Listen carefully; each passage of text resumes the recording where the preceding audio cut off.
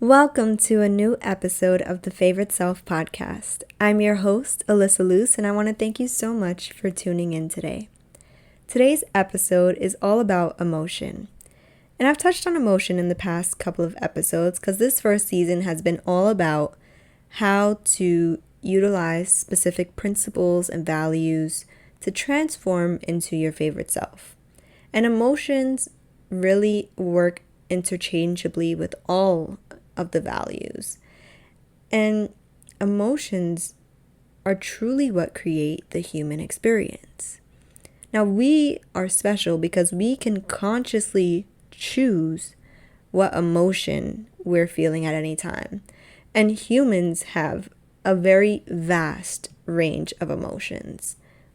There are hundreds of different ways to describe how a person feels in different languages, and even the same emotion based on the degree of that feeling can be described in so many different ways, like happiness, joy, enthusiasm. Like they're all a high emotion, but they all mean very different things.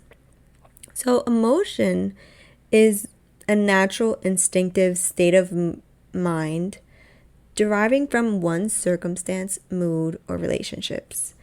So if you listen to episode 9 about energy, I also defined a theory which was emotion is energy in motion. So let's dive into what that really means. If you think of what emotions are, you can go from a very spiritual perspective to a scientific perspective. And there's many different perspectives you can take, but the perspective I like to take on emotions is an emotion is a frequency, right? It's a feeling, it's a vibration, it's a state of being. And if you look at it from a scientific perspective, like what even makes an emotion? Like how is an emotion created, right? If you look at the brain, and the body, and the organs in the body. You also have glands in your body.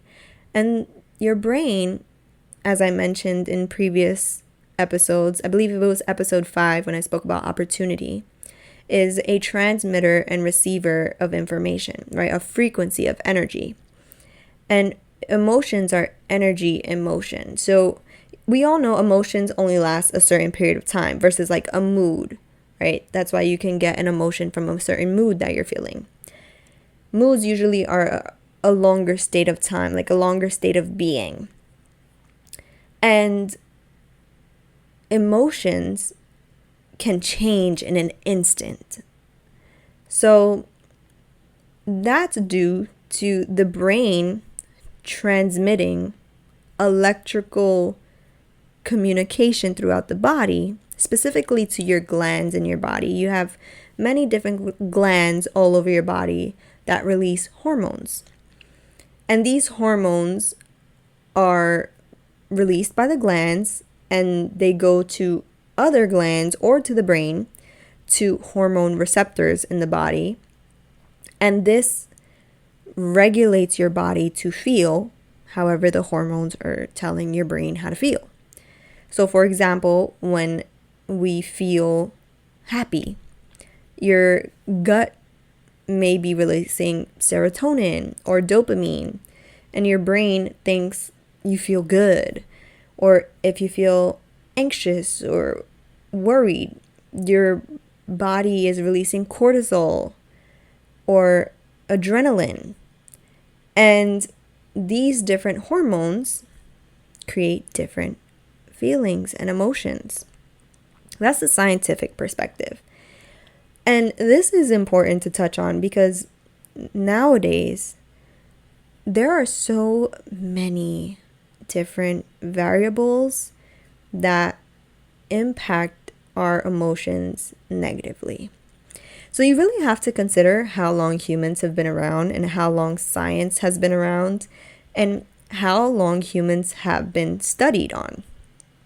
So a perspective I like to look on without offending anybody is like the Holocaust, or even the day and age when we had mental asylums, like mental hospitals, like doctors and scientists, they would dissect people's brains. They would put them through various, scientific experiments trying to figure out how the bodily functions worked. And we were able to, figure out all these things about the body. And then scientists also used these chemicals and used, materials that were present in our outside world, like in nature, like plants to create medicine, like crude oil to create a whole host of products like plastic, artificial flavors and ingredients, gasoline, oil for your car, like from one substance. Like another example is corn, making high fructose corn syrup, or making corn sugar, or, so many different experiments on how we figured out all these different things. It's actually quite beautiful if you look at it from that perspective. But when it comes to the body, it's such a delicate masterpiece that a lot of people genuinely don't understand. And I feel like life's journey is to just really understand what your body is trying to tell you, and understand how you feel, and understand what makes you feel good and what doesn't. Like that is life's journey. That is the whole point of having emotions and having a human experience. Now, the reason why I bring up, the whole science part and the Holocaust part is because in today's world, we have so many things that try to influence our emotions, whether it's the foods we're eating, the things we look at, the things we listen to, just so much sensory overload, especially if you live in a big city. And that's why people go crazy. That's why people are on antidepressants. They are on anxiety medication, or they self-medicate with alcohol and with drugs and with food. Like this is really what's going on. And if you just simply learn how to take control of your own emotions, you would not be a slave to anything that this world puts in front of you to try and manipulate how you feel, and to try and suppress who you are meant to be. Now, if I look at emotions from more of a spiritual perspective, right? Emotions are a natural, instinctive state of mind deriving from one's circumstance, mood, or relationships.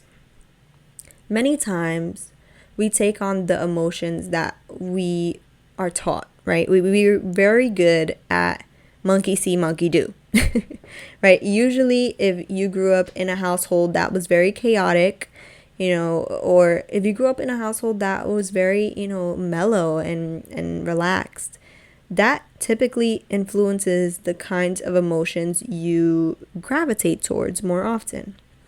So, for example, I'm someone who was always very creative, very outgoing, really is just loved a good time, because that's just the kind of family I grew up around, or, the kind of environments I was always in.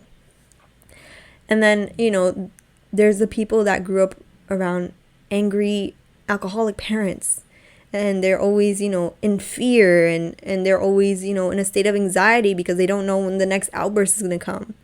Or maybe there's people that just grew up in pure love and joy and appreciation, and they just feel that way all the time about people. These emotions that we feel comfortable with are just patterns our brains recognize. Okay, the brain is a pattern associating organ. Yes, your brain is an organ, by the way. And it's very good at keeping you safe. That is literally your job, your brain's job.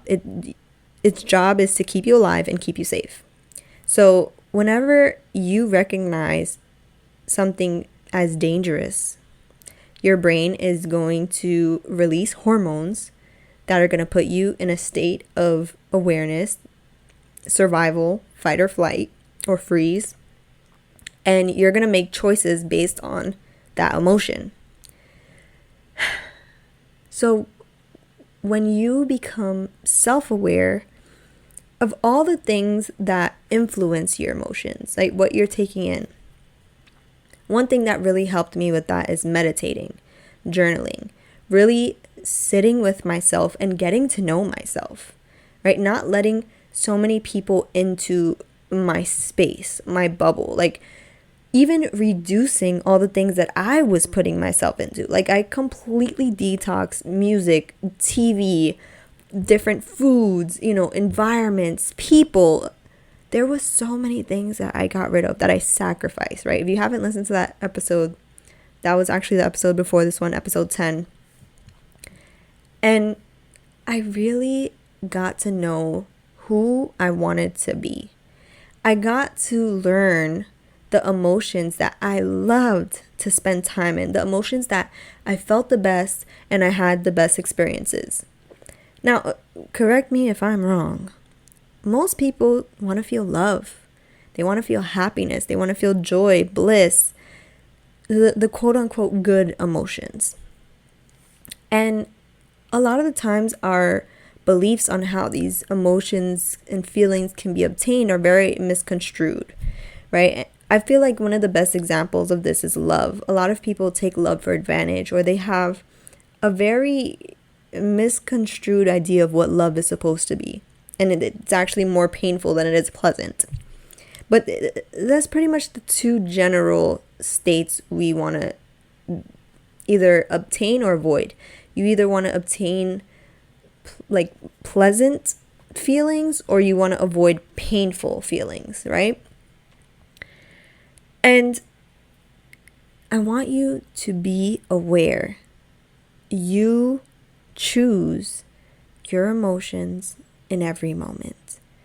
And until you accept this truth, it will be very difficult for you to be in control of your life.